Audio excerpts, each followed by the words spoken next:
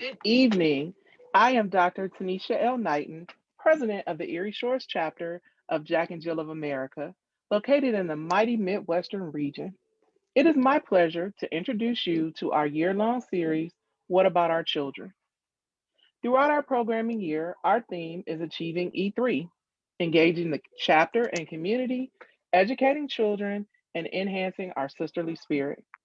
Using this virtual platform, we are dedicated to engaging our chapter and the larger community in tackling issues relevant to raising emotionally, intellectually, and physically healthy children. This month, our webinar is entitled, What About Nurturing Black Girls? Our community often focuses its energy on the larger society's view and treatment of our sons. It often takes actual movements to shine a spotlight on the importance of nurturing our daughters and understanding the challenges that they face. Dr. Tiffany Dent wrote an article entitled Decentering Black Girls in 5 Questions or Less, where she examined the phenomena she has experienced when trying to focus on our daughters, which is the tendency of both men and women to quickly ask the question, what about our boys? In this webinar, we are clearly going to focus on our daughters. It is no coincidence that we did our webinar on raising Black boys before this one, because we again feared that if we did not, our daughters' needs would again be lost in our push to focus on our sons.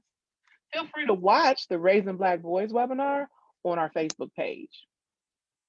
Research from the African American Policy Forum and Georgetown University both address that our daughters deserve our attention. We have called this webinar Nurturing Our Black Girls because research has demonstrated that our Black girls are viewed as in less need of nurturing and support, that we adultify them as young as age 5.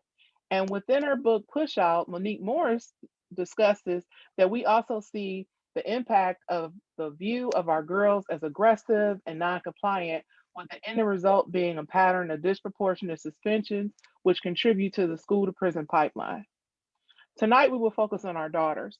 We will address their challenges while also identifying how best to support them, to not only build their resilience, but also how we become their advocates in resisting the systems and cultural beliefs that devalue them. For this important conversation, we are grateful to partner with 2 organizations that center on the needs of Black girls, Every Black Girl and Justice for Black Girls. Thank you, Dr. Knighton and the Erie Shores chapter of Jack and Jill America, Inc. I am Brianna Baker, founder of Justice for Black Girls. Our mission is to expand global knowledge of the ways US-based systems of power respond to and perpetuate the abuse of Black girls in prisons and in protest. We recognize education as liberation, and endeavor to combat the miseducation of Black girlhood and the universal suppression of Black girls' experiences. Ultimately, we are focused on not just equipping Black girls with empowerment, which is self-help in the midst of structural degradation, but power, the agency to alter the systems that actively marginalize Black girlhood. We are committed to creating spaces that allow Black girls to imagine what life would look like without trauma, without abuse. We are unapologetically centering Black girl liberation, and we do that through our 3 programs, which are Freedom Fighters Fund, our JBG Ambassadors Program, which engages Black girls in the academic and policy work that centers Black girlhood, and our Black girlhood curriculum. And then finally, our annual conference. It's a privilege and an honor to be here, and you can learn more about our work at www.justiceforblackgirls.com, and you can follow us on Instagram at justiceforblackgirls.com. And I'm super honored to introduce my sister and our sister organization, Every Black Girl. Hello, thank you so much, Rick. Thank you. Thank you all for having us. My name is Vivian Anderson. I'm the founder and executive director of Every Black Girl, Inc. Our mission is to create a world where every Black girl thrives. And it's our belief in order for every Black girl to thrive, the world around her has to thrive. So we do work with Black girl, with folks, everybody who's involved in the life of the Black girl. That's from home, community, institutions, all around. We do a lot. Currently, we're working on Police Free Schools campaign. And like right now, we've been in Florida where 2 girls were assaulted by school resource officers. And that's been a lot of our work, and that actually birthed our work. Is what's happening in the education systems with our girls, because like you said earlier, Ms. Knighton, that we talk a lot about what's happening to boys, but we leave the girls out of the conversation. So our Instagram page is where you're going to find most of our stuff until our website comes back up. So I'm always open for questions, but yes, we're Every Black Girl Inc. And thank you for having us. And I will pass it back on to our next speaker, who will be, I believe, Ms. Knighton. Thank you, Ms. Baker and Ms. Anderson. To those of you joining us live tonight, remember, please ask questions. Please engage in this important conversation. On behalf of the Erie Shores chapter of Jack and Jill of America, thank you for joining us. Thank you, Madam President. I am Courtney Clayton Jenkins, a mother member of the Erie Shores chapter of Jack and Jill of America Incorporated. It's my honor to serve as the moderator for our panel discussion tonight. And although we have prepared questions, we also want this to be as interactive as possible. So we will monitor the chat, the question and answer function, and try to pose some of your questions to our panelists. And thank you to those who previously submitted questions. Tonight's panelists, we begin with Dr. Carolyn Strong, who is the Dean of Students for Thornton High School and is also the founder of Bully's Stake. Dr. Strong is a motivational educator with an anti-bullying message of hope for children, families, and schools. An educator with more than 15 years experience working with inner city youth. She is currently Dean of Students in a high school setting that serves more than 1,200 young people. In this role as disciplinarian, she witnesses and confronts bullying and relational aggression daily by creating and implementing prevention programs in conjunction with traditional school discipline while maintaining a positive school climate. Her dissertation, entitled Black Girls Matter: Historical Representation and Its Impact on Contemporary Education, highlights the needs for safe spaces for African American girls. Dr. Strong is the author of Black Girl Blues, small group discussions, activities, and discussions to combat intra-racial bullying, a book that has been utilized as both an alternative to suspension and small group intervention in schools across the United States and parts of Canada. Thank you so much, Dr. Strong, for joining us. We also have with us tonight Melinda K. Thomas. Melinda is a certified school psychologist where she has worked in the state of Maryland for the last 20 years. Ms. Thomas is a 1996 graduate of Lincoln University with a BA degree in psychology. And upon completing her 4 years at Lincoln, she then went on to attend Bowling Green State University, where she received a Master's of Education in School Psychology in 1998, along with a Certificate of Advanced Studies in 1999. During her time in graduate school, she also had the opportunity to study abroad at the University of South Africa. Ms. Thomas has conducted in-services workshops, and participated in panels both in and out of the country for parents, teachers, and students.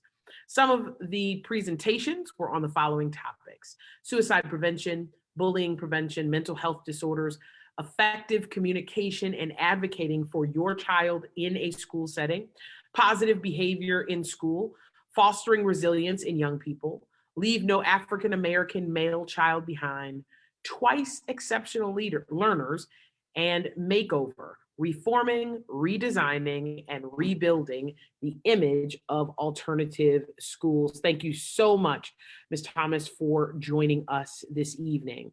We also have with us Tamara Winfrey-Harris, who is the author of Dear Black Girl, Letters for Your Sisters on Stepping into Your Power and Sisters Are All Right, Changing the Broken Narrative of Black Women in America. Tamara Winfrey-Harris' writings on race and gender have appeared in the New York Times, The Atlantic, New York Magazine, Los Angeles Times, Bitch, and other media. She is the author of the award-winning book, The Sisters Are All Right, Changing the Broken Narrative of Black Women in America, and the author of the forthcoming book, Dear Black Girl, Letters from Your Sister on Stepping into Your Power, due out this month and available for pre-order. So congratulations on that, Ms. Winfrey. Although Tara Shepard, CEO of Delta Community-Based Services, was to join us tonight due to unforeseen circumstances, she is unable to be on the panel tonight. And we thank her for the many resources that she provided prior to tonight, which will appear on our Facebook page, and we send out her thoughts and prayers. I want to remind you that if tonight's panel is a blessing to you, we ask you to like, click, and share this information with someone else. We've got some phenomenal questions ahead of us. And again, we always want to encourage you to submit your questions right there in the chat.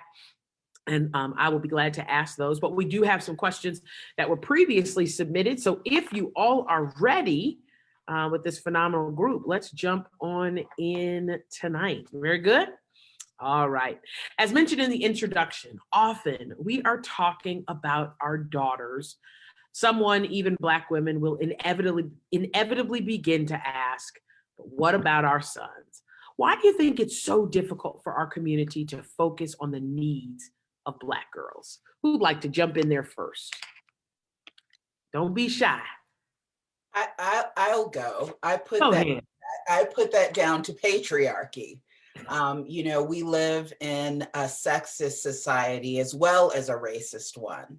And I think in many ways we've been socialized to believe that freedom for Black people means getting Black men and Black boys access to patriarchy as white men and white boys have, and that somehow liberation will trickle down to the rest of us. And we know that's not true. But the idea that it is far too prevalent. And I should say it also leaves out a lot of other identities, queer identities, you know, a lot of other people who are left out of this idea that Black men and Black boys must be okay above all else and all other straight Black men and Black boys. Yeah, absolutely. Absolutely. Anybody else want to chime in? You are right. Patriarchy is a cable that runs deep through everything. Others. And if I can just add to that, also just the perception in terms of that Black women are strong. So there's kind of no need to worry about us. Everything is going to be okay. You know, we can handle it. So, you know, I definitely agree with what Ms. Winfrey said, but just adding that, you know, the perception of that Black women are strong and we're going to be okay. Yeah. Well, even to go a step further with that is most of the time perpetuated by us. So we have been both the progenitors and facilitators of this myth to our own detriment and to the detriment of our daughters. So that's something to keep up front as well. You're absolutely right. I mean, one of the things is learning to check patriarchy within ourselves, right? Absolutely. And if we as women can't do it, then we certainly can't teach our daughters to do the same, but being well aware of how we bow down to patriarchy. And our daughters are watching.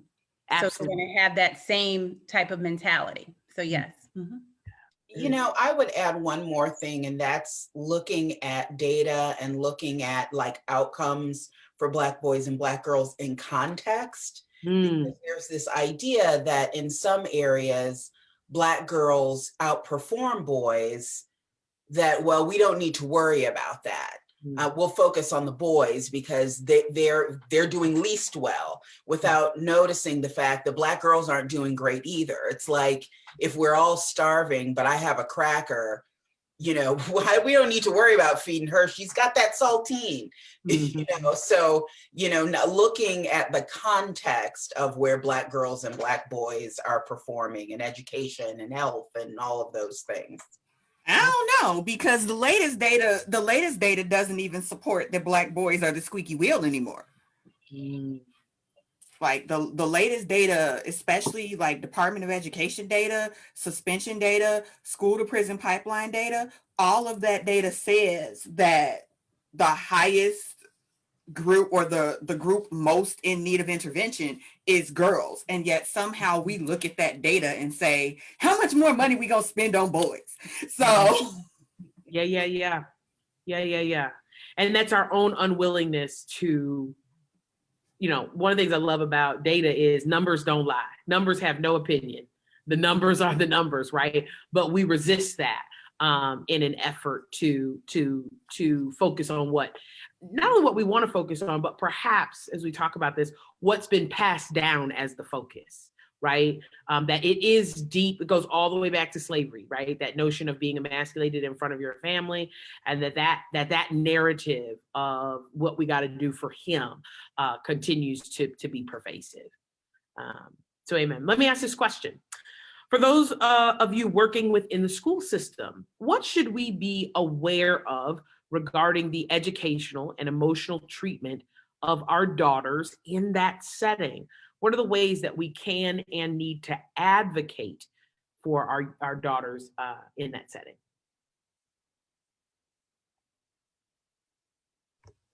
Okay, so as a person who works in the school system,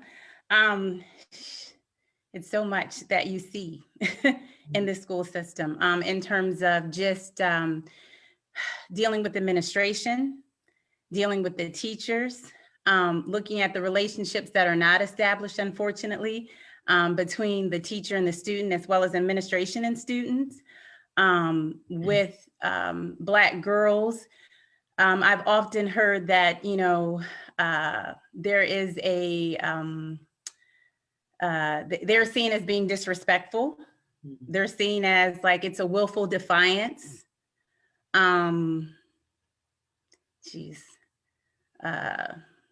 Just trying to think.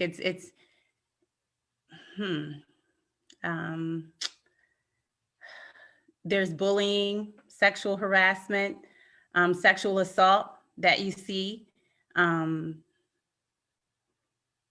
Just trying to think of what else there is also that we, it's a lot that you're seeing. I said bullying already. I think exposure, exposure to violence, exposure, trauma, of course.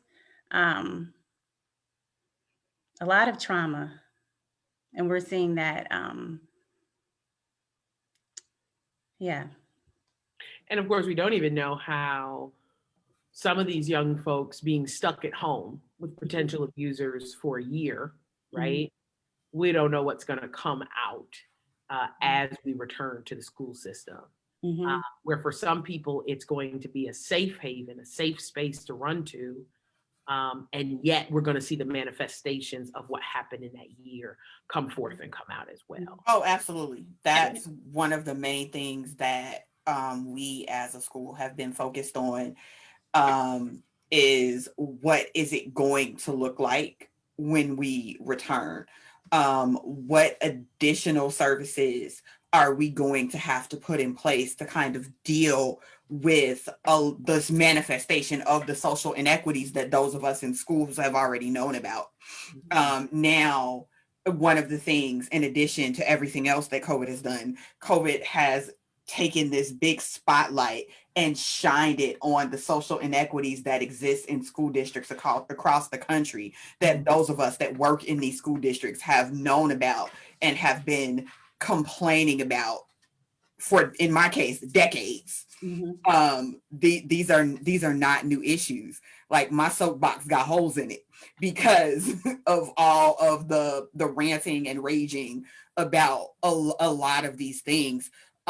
Even when you start talking about like teacher-student relationships and the lack of cultural understanding of the people that stand before our girls every day, and sometimes looking at things that they consider to be acts of defiance or acts of insubordination that are nothing more than simple cultural norms and mores. But because you have no knowledge of that culture, you see them as acts of defiance. And then that's when they end up in my office with referrals. And you see in terms of the assertiveness, as well as, like you said, acts of defiance, being assertive or aggressive, is another term that we've often heard of too. And just to kind of add on what you're saying as well, like our school district is also talking about that social emotional learning component. And that's something that I've been, kind of saying should definitely be, it should have been a focus before COVID, so. Ms. Harris, did you want to chime in, Ms. Winfrey-Harris, at all, or? Well, I do not work in the school system, so I let my sister. Might have a thought. I don't know.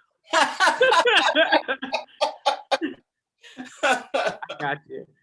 But I think even in line with Dr. Strong, I mean, even what I'm also hearing you say, Dr. Strong, is that the racial makeup of the school is also playing a significant role, right? Whether a child attends a predominantly white school, predominantly Black school, and that there is that gap in cultural understanding.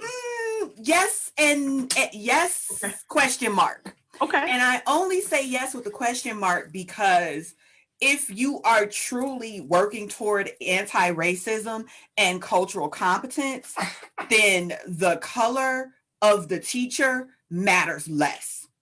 For example, I've seen this go both ways, where I had a teacher bring a student down, Black female student down with a hat on in class. Now everybody on this panel knows what that meant for that girl. And the teacher brings the girl down and she's like, you need to deal with her because unless the dress code policy about head coverings in class changed, then she can't come in my class with this on. White teacher. So I tell her, all right, go upstairs. I got you. We'll deal with it. And I'm like, girl, let me see your hair. Let me see what's going on under there. And it actually wasn't that bad. And the security guard was like, the Black female security guard was like, hold up, I got some gel in my bag. And the Black counselor was like, hold up, I got a brush. And slapped her ponytail up there. And that girl was back in class within however long it takes to gel a ponytail. I don't have that issue. But however long it takes to get that eco styler on there and pull it back is how long it took for her to be back in class. However, separate incident, very similar incident, different type of white teacher. She brings the girl down and she says, we are having a test. I really need for you to be in class today. I know that there is a hair issue, but I can't let you stay in class with this hat on. I have a headband. Like she had like a sweatband. And she was like, I have a sweatband. Is there any way that you can make that work? Because the last thing I want is for you to miss this test today. My Lord. She complained for a minute and then the teacher said, she looked that girl dead in the face. She said, I love you. And the last thing I want you to do is fail. Put this headband on and come take this test. And again, that's that relationship piece and also the approach that she took in terms of working. And like you said, it really shouldn't make a difference whether you're Black or white. If the white lady would have done something similar, then maybe, the young lady could have stayed in class. But they were both white. That's my point. Oh, I'm sorry. I thought one was white. Okay, No. Exactly. Thinking that Black schools are always better presupposes that we've all dealt with all of our internalized racism and sexism. And actually, there was a study a few years ago. It was the Ladies versus Loudies study, and they actually found that a lot of the teachers and instructors in schools that girls got negative messages from were the Black ones. That the Black ones were quickest to say, why are you in here looking like that? Why are you being ghetto? We're the quickest to enforce respectability because many of us feel like that's our job. As I've researched my books, I've often found that Black charter schools can have some of the most oppressive rules with Black girls and be the most punitive. My Lord. I agree. That's good. Y'all getting into it tonight. But see, that goes back to that. It was good enough for me and it worked for me. Yes. And that whole mentality. And then you have to really look at that question. And it's like, well, it worked for me and I turned out just fine. And I'm like, but sis, did you though? Did you? Really? Right. Did you? Yeah. Let's take inventory. Here's my therapist card. Yeah. I love it. Let me ask this question. It was mentioned the idea again of the cradle to prison pipeline. What are other issues that contribute to our daughters ending up within the criminal justice system? And what can we do to prevent this?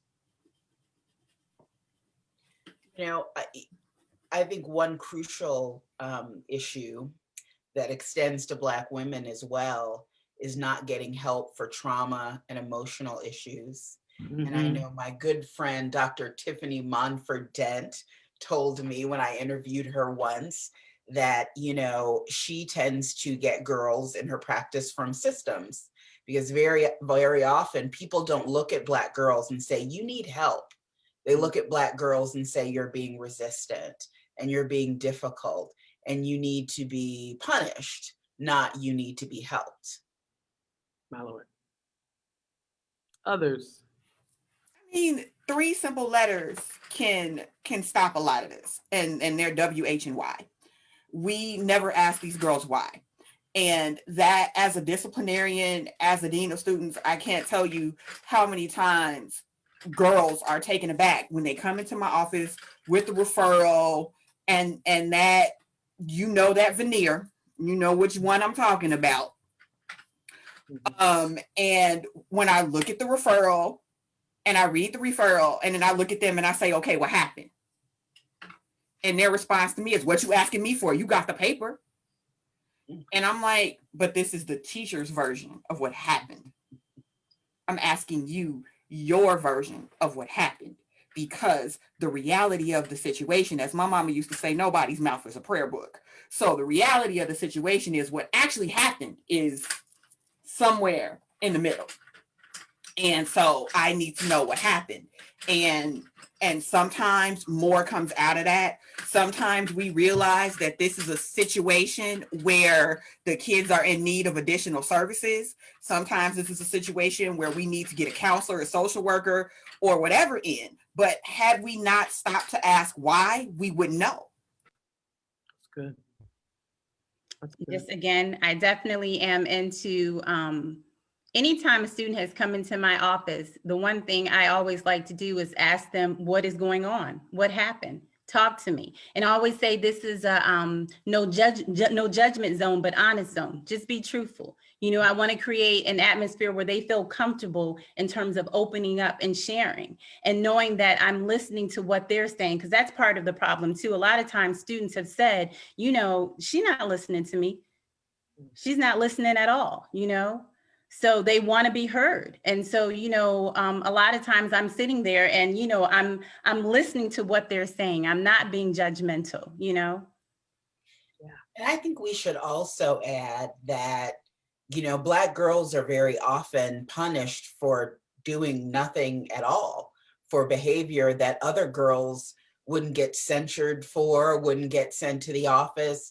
None of those things. I mean, we spend a lot of time trying to teach white girls to speak up in the classroom. And when Black girls get it, they're, you know, do it, then they're often sent out of class. You know, white girls will wear an outfit. You know, one of the things I've heard a lot from Black girls in suburban, mostly white schools is that white girls will wear an outfit. It's okay. Black girls wear an outfit. It's a violation. You know, so, you know, there are a lot of cases where it's not about Black girls' behavior, it's about perceptions of Black girls' behavior. And I've seen that firsthand. And to add what you're saying, also just for defending themselves, you know, just for defending, like, you know, I'm just trying to express myself and I'm being punished because, again, you're not listening, you know, and I'm just trying to get my point across. I may be come off a little aggressive or assertive, but, you know, that's just maybe how I express myself.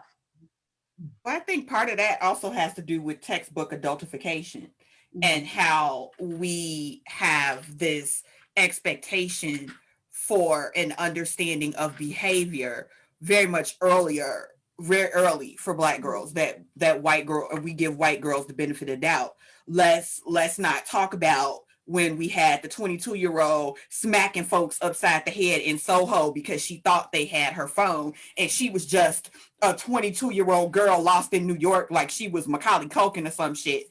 And then you have, what is it, a 5-year-old in Florida that got arrested for throwing a tantrum and kicking a teacher in the process.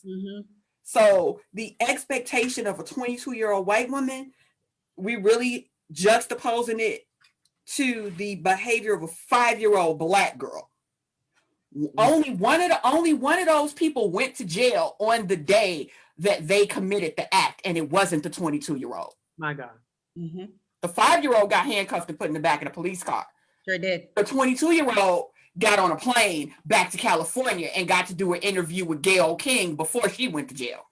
My Lord. Ooh, y'all. But I digress. Y'all, I was told to behave today. No, you don't behave, have I shall. to. Listen, I'm the moderator. You ain't gotta behave. Don't be free up in here. But the truth is, and I appreciate what you all are saying, which is, what does it mean to encourage a young Black girl to use her voice and to be heard? And I hear that in the questions of why. I hear that in how we're trying to, regulate their behavior. But as we talked previously about how all the focus is on the boys, we are stifling the voices of Black girls. And then sometimes when Black girls open their mouth, it is what Dr. Strong said, you too loud, you too aggressive, you too bold. Well, if you only let me open up my mouth to adults, every once in a blue moon, and it's when I'm getting in trouble, this is, I'm trying to express myself. And what does it mean to give voice? I think that is just so powerful, because also it teaches them, as it goes back to the criminal justice system, to even advocate for themselves. And I really appreciated what you all shared about, the versions that come before you in paperwork do not necessarily give voice to the young woman who's sitting in front of you. And I think that's key and that's critical. What are some of the primary issues that you see impacting our Black girls during this time? I know that's a very broad question, but maybe each of you can speak to it within your context, within your research. What are you seeing? And I think this is also important. I want to kind of put this out here as you answer this, because you can have a young Black girl under your roof and still miss what's going on. That happens, right? We're all in the midst of a pandemic. We're all moving through crisis. So I think this question is really key, particularly for moms who are listening, because this may be something that turns a light on. So talk to us. I'm going to start with you, Ms. Winfrey-Harris, only because your mic is off. Would you jump in first about what are the primary issues you're seeing? So, I certainly wouldn't say it's the issue, because I never want to make it sound like I'm blaming Black women or Black girls for where we are. But I would say one issue, and Dear Black Girl is kind of predicated on this, is that Black girls need us as allies. As I've talked to a lot of Black girls, I have heard them say that they don't always feel like we are allies. As a matter of fact, when I was touring around with the Sisters Are All Right, one thing I noticed very often is when I was talking to groups of Black women, they would reject all of the stereotypes as they related to Black women. But when they started to talk about young women and girls, suddenly, well, these girls are kind of fast, and they are kind of loud, and they are like, suddenly all of those things had validity. And we can't afford to look at each other through the same eyes that society looks at us, because that's broken. And I know sometimes that's very hard as a Black woman to do. Very often we approach girls with fear and anger. And the fear is because we know Black girls and Black women don't get second chances. We know they're going to be judged more harshly. And so, we feel like we have to fix them, and we have to make them be okay, and we have to be harsh with them. But that doesn't necessarily work. And it doesn't make them feel like they have a sister by their side. So I think I think the lack of our full allyship is one thing that Black girls don't always have, and one thing that could be transformative if they had it. Can I jump in there? Please. And just say that, of course, Tammy, I agree. But I would just add to that we have to be more mindful about finding our way to what she's saying. And step one of finding our way to that is true and honest reflection, self-reflection. And even and that's why I love Dear Black Girl so much, because one of the things that it's forcing Black women to do is to stop giving the advice that they think they're supposed to give and start saying the words of affirmation and encouragement that they wish they had heard. And until we change that narrative, we're going to keep perpetuating this cycle that we're perpetuating right now. And that cycle is, I'm okay, so you gonna be all right too. And it depends on how we're defining okay. If okay is living, breathing, and not dead, then yes, by those standards, you are okay. But at what point do we want more for our children? At what point do we want more for ourselves? At what point do we take a look at this for what it is and say, this is not working? And I think as Black women, the hardest thing for us to do is to turn that lens inward sometimes. And it's even harder to look at some of the things mama did and go, wait a minute. Yeah. I love my mama with everything that I am. Come on. But when you said I couldn't wear red nail polish because it looked a little hoey, yeah, that might not have been the best thing for you to do for me. Yeah. And sometimes those revelations don't come until years down the line. And for me personally, those revelations didn't come until the second daughter. So now I've got a first daughter looking at the second daughter with this bright pink nail polish on, like, excuse me. And I'm like, y'all are 13 years apart. You got to, I didn't know better then. But when you know better, you do better. Yeah. And one of the things that we have to keep up front is that it's never too late to do better. Mm-hmm. And it's never too late to want to know better. And that's not an indictment of anyone. It's just the reality that healing is ongoing and transformative. And you get on the healing train wherever you're starting. And you work from there and you move from there and you go through life and impart that healing on others as you see fit. And can I just add, I mean, that's, I don't really need to add much to that, but just self-love. Mm-hmm. And self-worth. I mean, when she talked about, you know, the self-reflection, I immediately was thinking of self-love. You know, I mean, that's something that I think just Black women in general struggle with, mm-hmm. is self-love and self-worth. So yeah, let me throw this out there because I'm hearing this, and it's a question I want to kind of ask, which is, I'm hearing, right, if we go all the way back to the first statement around patriarchy, right, and then we move to kind of, you know, where we are here about, like, if you know better, do better. You know, part of adulting, right, is learning to think independent. I mean, I think part of my job as a parent is to give my child a toolbox to make decisions ultimately on their own, to model them for a time, then to teach them for a time, and then to be a mentor or coach, you know, as they move forward and they're making their own decisions. How do you think, how do we raise girls who have the courage to think independent, or to put them on that trajectory? Really what you said, Dr. Strong, like, you know, I'm a pastor.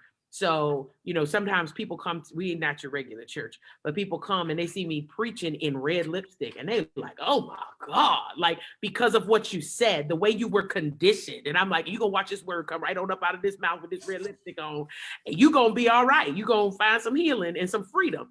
And it's funny because I've had a woman stop me who's like, I remember you preached with that red lipstick, but now we're red to church. You know, how do we raise these daughters to think independent and to push against the grain? Because so much of what I'm hearing, and you're right, is passed down from generation to generation, that this is what it's going to take for you to make it. And it's just buying into patriarchy. It's buying into white supremacy. It is buying away from independent thought. How do you think we do that?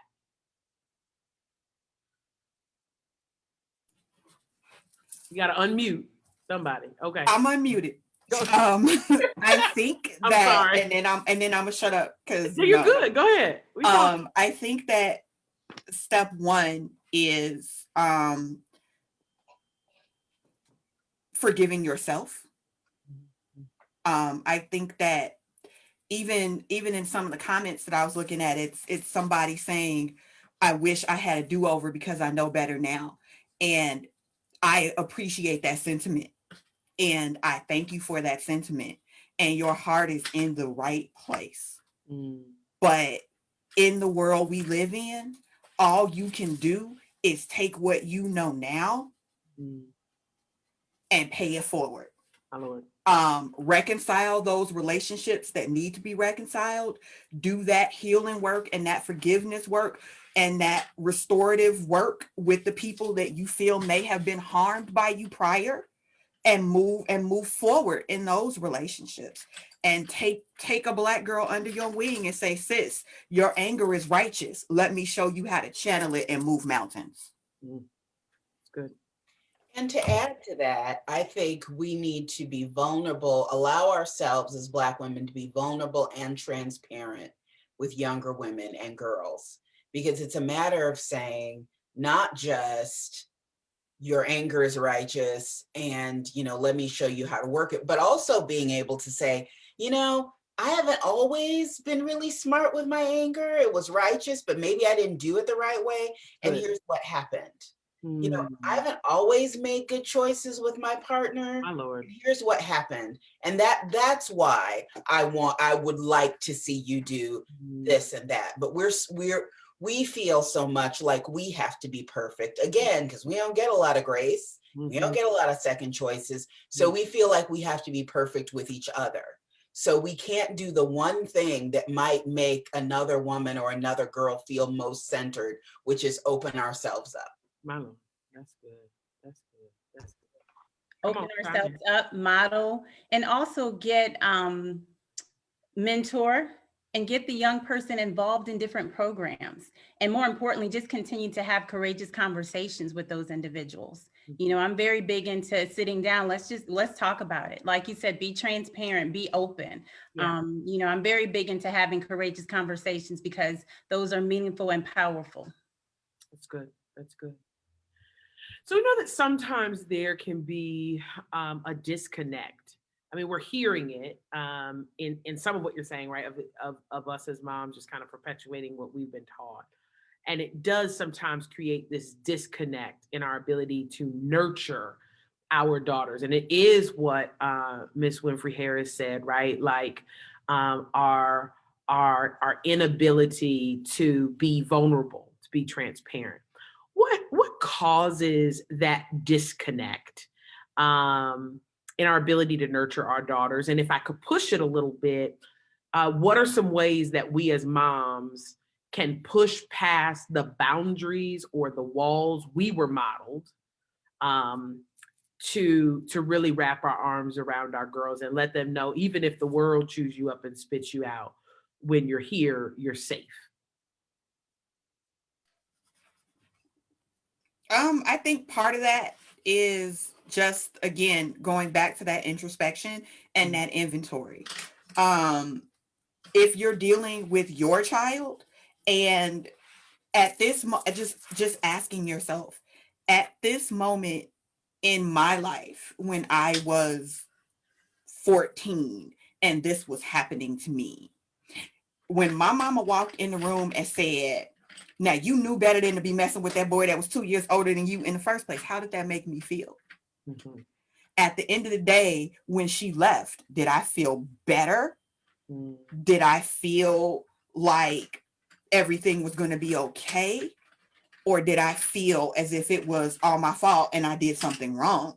And I think that continually asking those questions and listening to the answers. that's the big piece for parents, because you know, sometimes we get caught up in everything that we're doing, and we have a tendency, I've been guilty of it too, of minimizing the things that our daughters are going through. When you have a kid saying you're stressed, when they're stressed, the first thing you want to say is, what you stressed about? You living in my house rent free, I pay for everything, you pick up your cell phone, it works, you don't have to worry about anything, what are you stressed about? And the one thing that we forget is that stress is relative, and your feelings matter. And the minute that I start doing those things to you, for whatever reason I'm doing it, the only thing that you're hearing is that your feelings don't matter. And if your feelings don't matter in the house, then you're not armed to handle life outside when your feelings don't matter there. Because at the end of the day, if no one else listens to my children know that when they come home, I will listen to them. And that makes a difference to them about how they move in the world, because they understand that somewhere this little Black girl has somebody that's in their corner. Maybe with grease paint, maybe with brass knuckles, depends on what happened. But somebody is there in your corner and got your back, and it's not gonna let this world bulldoze over you. Amen. And Dr. Strong, that's what I was just gonna say in terms of, are we actively listening? You know, as a, I'm a proud auntie, I'm not a mother, but just in terms of, you know, talking with my nieces, and, you know, they know that they're being heard. They know that I'm listening, you know, and then I'm repeating back so that way they know that I'm understanding what, you know, they're coming to me with. So, you know, I'm just active listening. And I would also say, show them and model that you love Black femmes, all of them, not just them, not including yourself.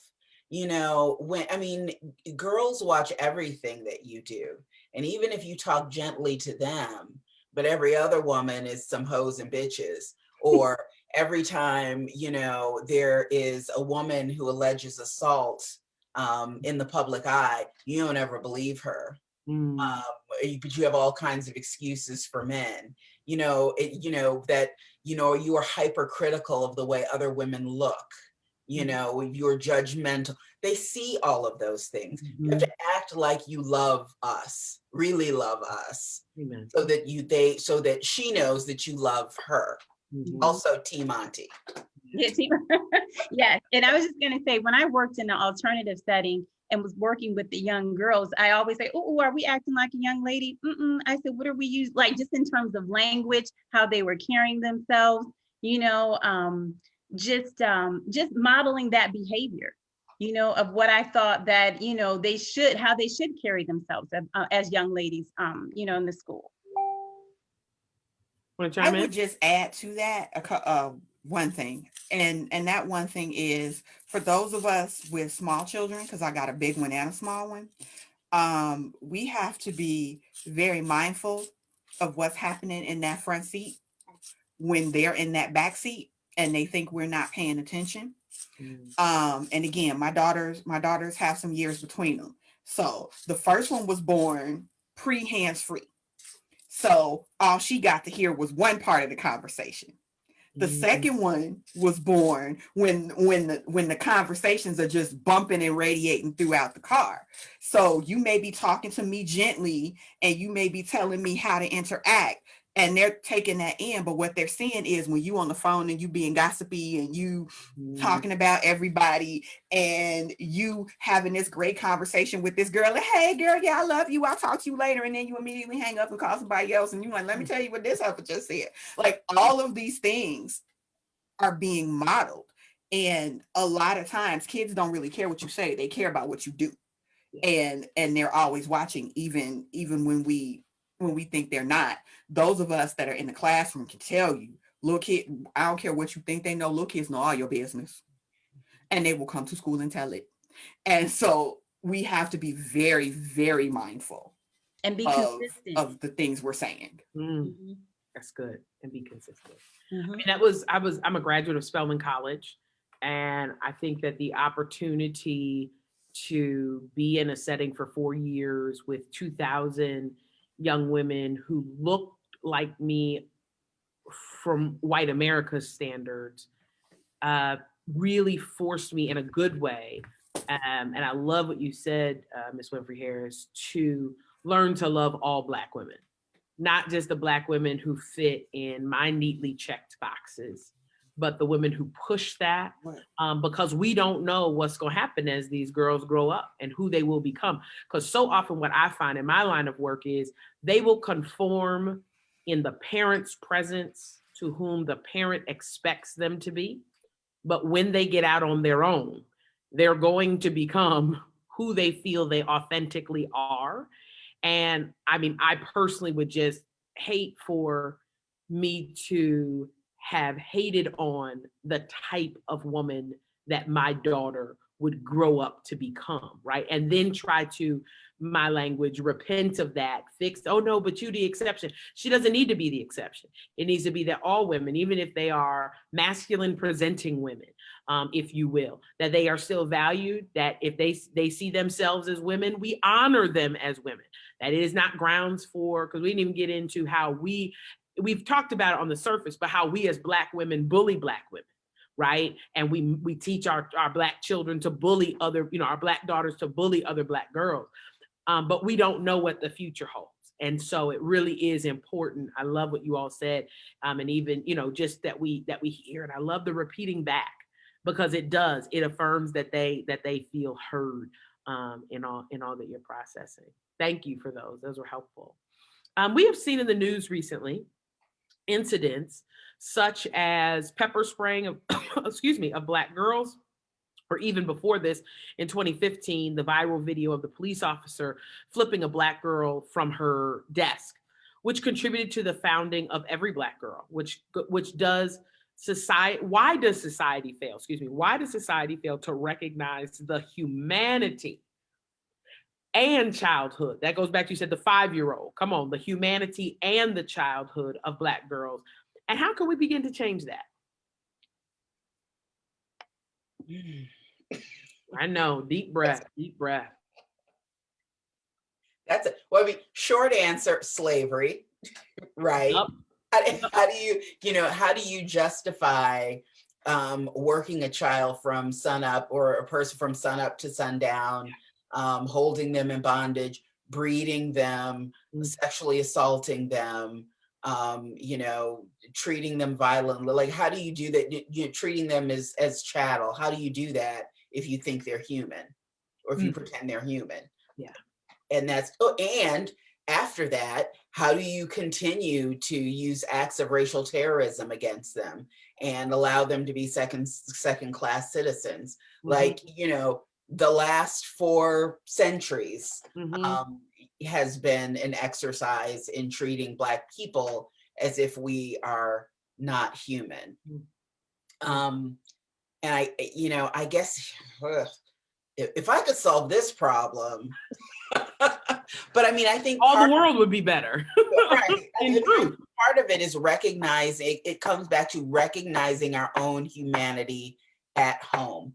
And it goes back to what Carolyn said about self-reflection, undoing the places where we reinforce the idea that our girls are not human. And that digging into the places where we may not be giving them human grace. Yes, all of that. I think that one of the things that we have to keep up front is the relationship that Black women have with this country and its inception, and what we have to grapple with and be honest with ourselves about. And that thing is that Black women were not brought to this country necessarily to be laborers. We were brought to this country to ensure that there would be a steady stream of labor. So that's another level of degradation, if you will. Like, we weren't even the commodity. We were the thing that had to be here to make sure that more commodities could be here. So like we were basically the cotton gin, in terms of how can we make sure that this production that we've set up will continue without a hitch. And we need Black women, because we can't breed slaves through white women. So I guess we bring in them too. So we have to realize that our relationship to this country has never not been of a sexual nature, because we were brought here to breed. So there has never been a point in time when this country thought of Black women or Black girls independent of any type of sexuality. Even if that was just sexuality for the purposes of breeding more property. And so that changes our relationship to this country, because it's unlike any other one in that way. We've served no other purpose for the dominant culture. And taking that into consideration, when you add that piece into the school piece, when you're putting Black children in general into a school system that was never designed for them as a whole, and then adding on that, trying to find a place for Black women and girls who were never meant to be a part of this society in any way, then there's a lot to unpack, a lot to atone for, and a lot of ground to cover in terms of making it right. I don't even remember the question anymore. Good, you're right. You're talking right. Because it even just brings me to this notion of, like, as you talk about us being brought here, right? And I'm kind of going off for a second, and I'll come right back. But us being brought here in terms of breeding, right? Then you put that somewhere. Then you take out of slavery these extreme traditional notions of human sexuality that emerge within Black culture, right? And then you put that into a modern context where, if we go back to numbers and science, where sexuality is opening up, right? But then you're still holding people. You kind of get the correlation, at least it's going on in my mind, of how then raising a child creates, here it is, not issues is not the best word, but it's been a long day. Issues that then we as parents have really not even done the work within ourselves to then navigate that with their child. I mean, I said to my mother when I was pregnant, I said, I thought about my child could be gay. My mother's generation didn't even think about those things, right? My child has spent the night at the home of someone with two moms. That's not something the previous generation was even willing to look at and to deal with. But what I think what I know I'm learning, even as a parent, is these issues are going to come up, and you can bury your head in the sand. It gets you nowhere, and it gets your child nowhere. But to really say, to be honest, transparent, vulnerable, to either say, hey, mommy really doesn't know, but let's sit with it. Let's talk about it. Let's explore it. And to not just what I've seen so many, I think Black women do, because we are, we do a myriad of things, right? I don't care if you mom or auntie, you got 20 million things on your plate. So we just want to box it up real neat and be like, okay, that's it, and move on. And we're missing. I love what you said. It's not just in that car ride of them hearing both sides of that conversation, right? It's also, how are we using that car ride to connect with our child? My son hates it. He gets in the car, can I see your phone? No, I want to hear about your day. Oh, mom, I do. I want to hear about your day. What was the best part of your day? What was the most challenging part of your day? Let's talk. Let's open those lines of communication up. But if you take what you just shared and the way we just, in our fast-paced society, box it up and make it comfortable, we're missing those opportunities to go back to that question, to humanize our child and understand that they have thoughts, feelings, perspectives, just like everybody else. And that way of seen and not heard, it doesn't really work anymore. Mm-hmm.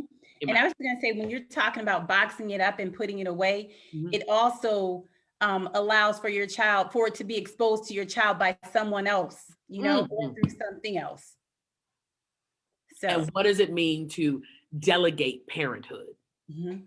of as a Black woman, of a Black daughter or child who's in my life. What does it mean to delegate my parenting, my opportunity, if you will, to the streets, to the friends, to the IG, to the Twitter, to the Snapchat, and allow them to do the raising? Because here's the thing, they're going to be discussing these issues. They're going to be discussing these issues. And I've often said, I'll never forget, I came home from sex ed in the 5th grade, we had for the first time. And my father that night before I went to bed said, "Hey, I heard you had sex ed." And I said, "Yeah." And he said, "Did you have any questions?" And I was like, "No." And he was like, "Well, if you ever have questions, you can come to me." And that simple statement, y'all, forever made me feel safe to come to my father, because it was like, don't let anybody else just tell you what they think. They don't know either. Everybody in the 5th grade, y'all don't know. But come and talk, and let's open up those lines of communication. And actually leads us to one of the questions that came in from one of the folks who was listening, which is, how can fathers be better advocates for their daughters, especially as they get older and have emotions that they cannot articulate? Who wants to jump in on that one? Y'all unmute. Come on here now. Don't get shy now. Come on. So I think one of the best things a father can do for his daughter is, interrogate his own unexamined sexism. Because if you're listening, you have some. You do. You have some. Interrogate his own, unchecked misogynoir, so that he can treat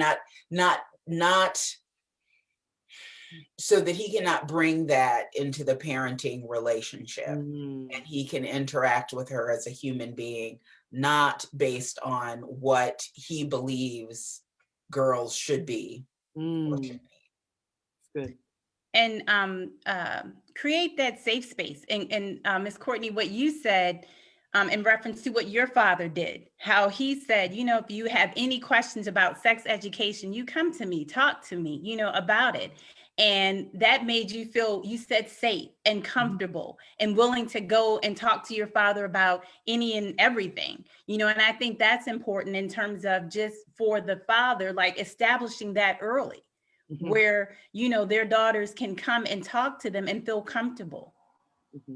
And it's funny because I just want to add in, I thought about the thing he said after that before he left the room that night was, "Now your mother will kill you, but I'm always going to be here for you." Right. But I hope my mama's not watching. I said this to her, but I think but that speaks though, right? Let's go here to like that notion of like the strong arm of mom, right? Mom will kill me if I get pregnant.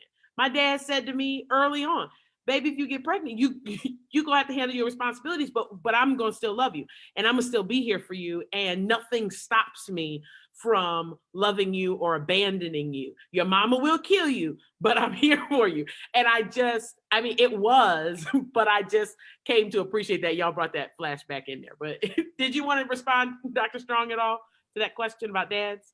I will respond to the question in general. Sure. For men. Okay. Because I don't want to start splitting hairs between fathers and father figures and uncles and all that stuff. Yep. But what I will just respond to is going back to that whole modeling piece, and just to say that you can't, as a father, you can't treat your daughter great and then treat all the other women around you like trash while your daughter is watching. Come on here. Because what then comes up is this disconnect in seeing and doing. And that's not okay.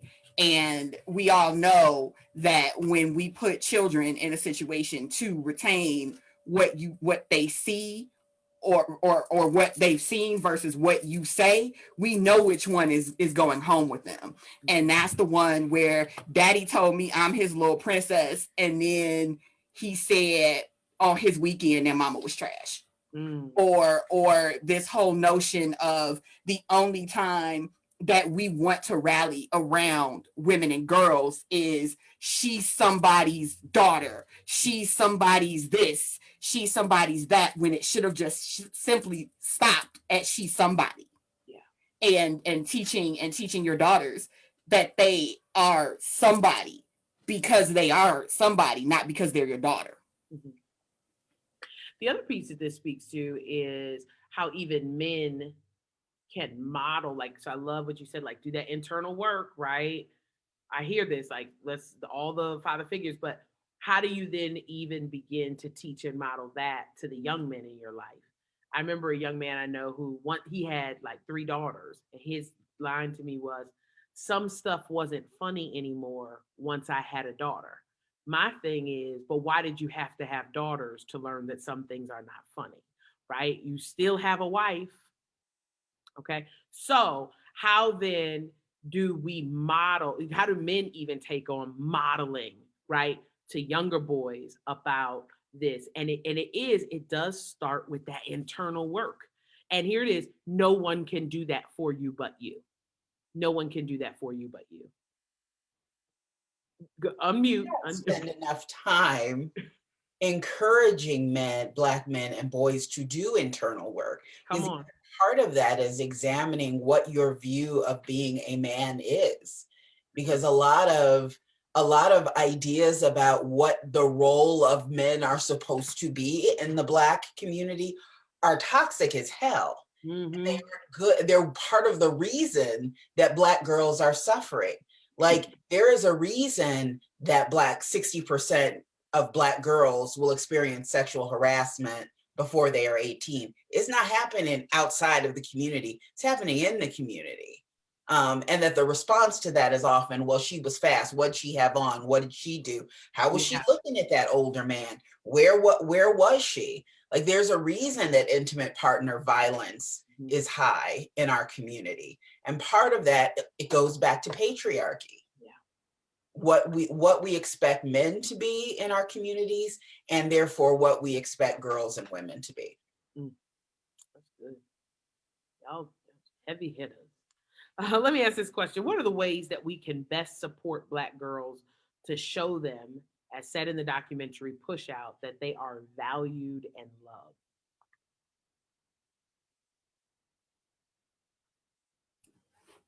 Listen. That's the main one, is listening. We talk all over them. And even sometimes we have this notion of knowing what's best and not including them in a lot of the decisions that impact them. We do need to make them feel like they're loved and they matter in all spaces, because there are very few spaces where Black girls can go and truly feel safe. And as we go further and further along in this country, those spaces are shrinking. We can even check laying in your own bed and playing video games with your nephew off the list of safe spaces. So now we have to be even more proactive than ever before in cultivating safe spaces for Black girls.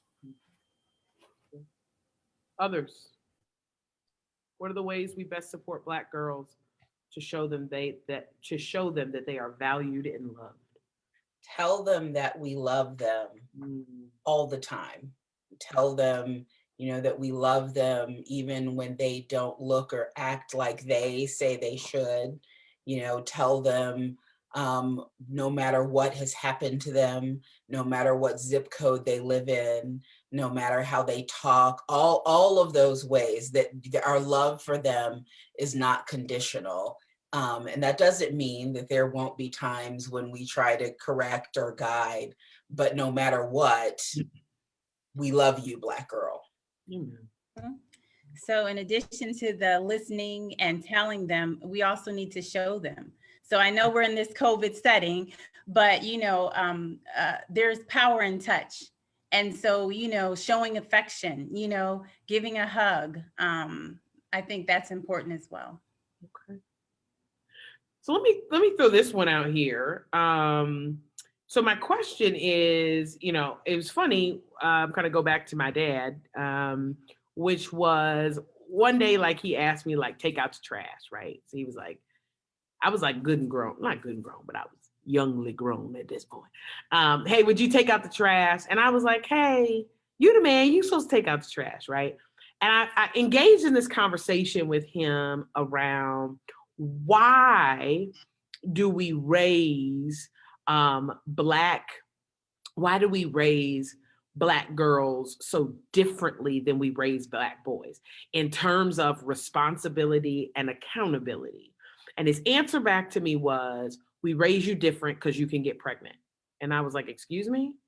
And he said, look, your partner should support you in raising any child, but that may not necessarily be the case. And you may have to take out the trash. You may, he laid out like, I didn't want to hear it and I didn't like it, but it was a very real, that was his honest answer. This is why. Speak to that, because this is about Black girls, but we raise our Black girls and our Black boys. We do typically, I find, at least in my vocation, that we raise them differently.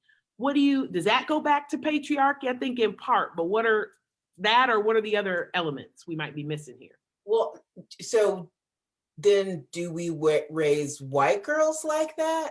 Because if we're saying we gotta raise Black girls like that because Black men are apt to leave them, then shouldn't we be raising our Black boys not to be trifling? I mean, right? No, absolutely, absolutely. It seems like we're abdicating and avoiding. It's almost like we're saying, you know what, Black woman, you're not going to be supported. You're not going to give them a pass. Let us teach you how to be competent and do everything. But we're not going to spend any time teaching Black boys and Black men what they need to know. That's good. I've never heard anyone say that of white girls. That's good. As a matter of fact, they definitely don't. No. And see, I was going to say that in turn, do the boys learn to cook? Because one day you're going to have to eat food and you won't live here. And there may or may not be a woman to cook food for you. So you need to know how to cook food. You need to know how to clean your house. You need to know how to function in everyday society, because it is possible that, I don't know, you may need to support yourself one day. Right. That's good. What else are you currently seeing and experiencing? Let me do it this way. To the mom who is watching, who says, my teenage daughter is really exercising her independence, right? Y'all know that's that mouth phase, right? At least that's what it was called. Come on. I don't know, maybe Dr. Strong, maybe you don't have those problems in your house, but come on here. Did I mention I have a 19-year-old and a 5-year-old? Okay, I didn't realize it was 19 and 5. Maybe I praise the Lord say. But I'm at 2 phases of mouth. In 2 phases. Okay, gotcha. At one time. Yeah. How does that mother push past, work with, connect with when that child is really, from woman to woman? Like, because I don't know about you, like we get these flashbacks. Come on. I know it's not the only one popped in the mouth. Come on, with braces. Okay. Come on, the backhand on the ring side. Okay. Just a bloody mess. Anyway, I do not advocate violence, but amen, praise the Lord. But my question is, how do we deal with that? Yeah. Oh yes, come on. How do we deal with that as parents? Go ahead, Dr. Strong. Come on, what did you do? Real talk. We want Mama Strong on this one. Talk to Dr. Strong. Tell us what Mama Strong does on this. Again, there are 13 years between them. Yeah. And I've grown patient in my old age. Something that also gets pointed out to me at times when the 19-year-old is like, I'm sorry, did you just put her in timeout? Yeah. And I'm like, yes, because when you know better, you do better. Shut up. Yep. So it really becomes a situation of listening.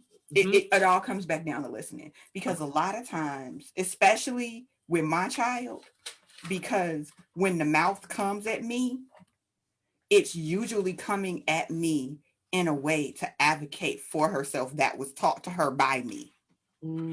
So I can't get mad when you come at me in a way defending yourself and defending your point with passion, with an argument, with support, and be mad when you're right. And I think a lot of times what we do is we want to fall back on this notion of, well, I'm your mama and it's what I said. And it goes back to what I was saying before, even about the fathers, in terms of, you can't treat your daughter well and then go out and treat every woman like trash. The same is true for me.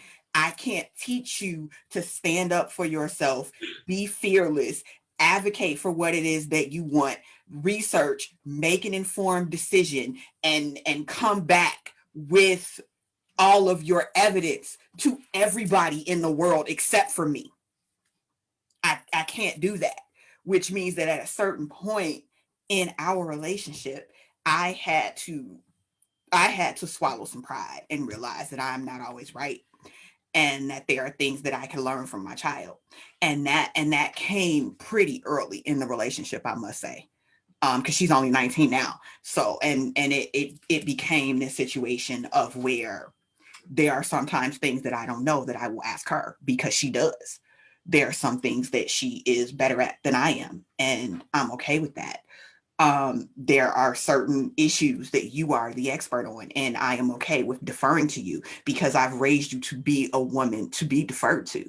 And I have to trust that and trust her. And even sometimes when I'm interacting with the little one, the big one will step in and she'll say, such and such is only fair.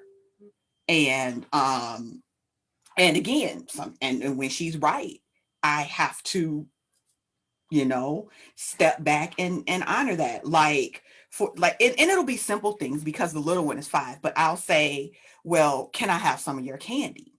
And then the big one is like, well, if she says no, you can't have it, because if you were going to eat the candy, you should have just eaten it. But once you asked her, you have to honor her decision.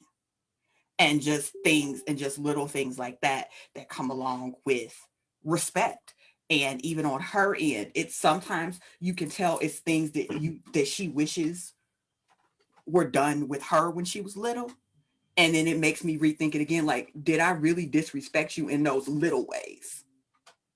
Things that I didn't even view as disrespect until I'm watching you interact with your sister, and the ways in which you go out of your way to make sure that she feels respected on certain things. So I hope that answered the question. Good.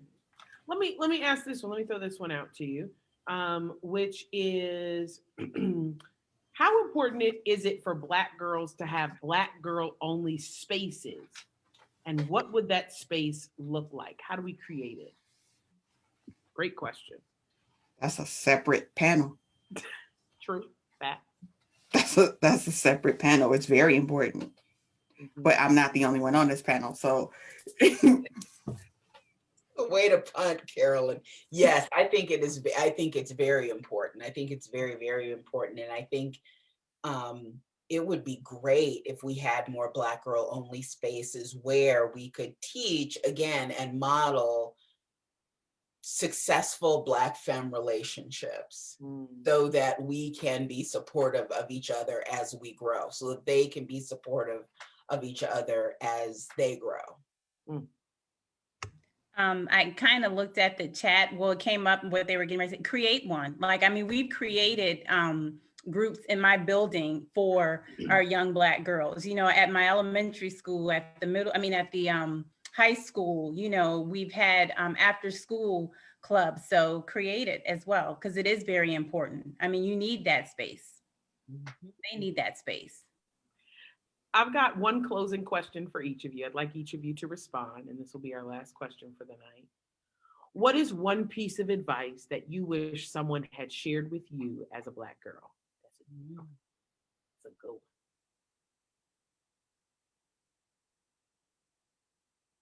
One piece of advice.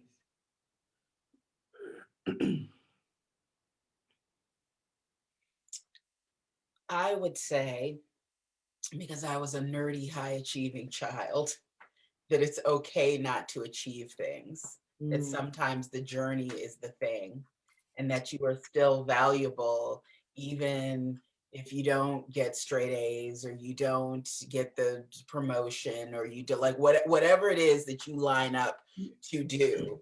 I think it's important to learn that when you're young, or you can spend your adulthood adding things to your list and being very stressed and anxious,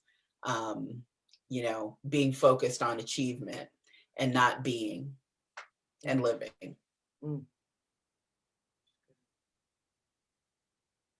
Gosh, I'm trying to narrow it down to just one. However, since this has clearly been on my mind, and one of the reasons that this was the letter that I wrote in the Tamara Winfrey-Harris's book, Dear Black Girl, my letter was written specifically for dark-skinned girls, because I think that it's better than it was now. It's probably better now than it ever has been, but there are still those little subtle colorist microaggressions that occur among us that a lot of us are still navigating and still having to deal with. Nobody is really talking about like the whole Gorilla Glue thing. Everybody has an opinion about it, but nobody's talking about how some of her actions and some of her deeds are very rooted in colorism. And as a dark-skinned woman trying to look the way the world feels like you need to look to be desirable. And just letting, if I had known what I know now, I would have been a lot more comfortable in my dark skin very, very, much earlier than I was. And so those are kind of the things that when given just an open forum, I try to put out there. Good. But it's hard to narrow it down. Sure. I can definitely relate to the dark skin. But I would have to say for me, Courtney, it's okay not to be okay. It's okay not to be okay, because I'm always kind of and I'm just the one, like I'm the strong one, so to speak. So it's just like I have to kind of be there for everybody else. And then like if I lose a loved one, I'm grieving, but I'm not showing my grief. It's just kind of like I feel like I just have to keep going and going. So saying it's I wish somebody would told me earlier that it's okay not to be okay. Good. Y'all have blessed me tonight. Thank you so much. Thank you so much. This was just so helpful. Again, we want to thank Dr. Carolyn Strong, who's the Dean of Students at Thornton High School in Illinois and founder of Bully Stink and the author of Black Girls Blues. Also want to thank Miss Melinda Thomas, a certified school psychologist, and Tamara, I hope I said that correctly. I think I corrected that, hopefully. Tamara Winfrey-Harris, RYT, and author of Sisters Are All Right, Changing the Broken Narrative of Black Women in America, and the forthcoming book out, I believe, this month, Dear Black Girl, Letters from Your Sisters on Stepping into Your Power, which is available for pre-order at Amazon.com and your favorite Black independent bookseller. Keep that dollar in the community.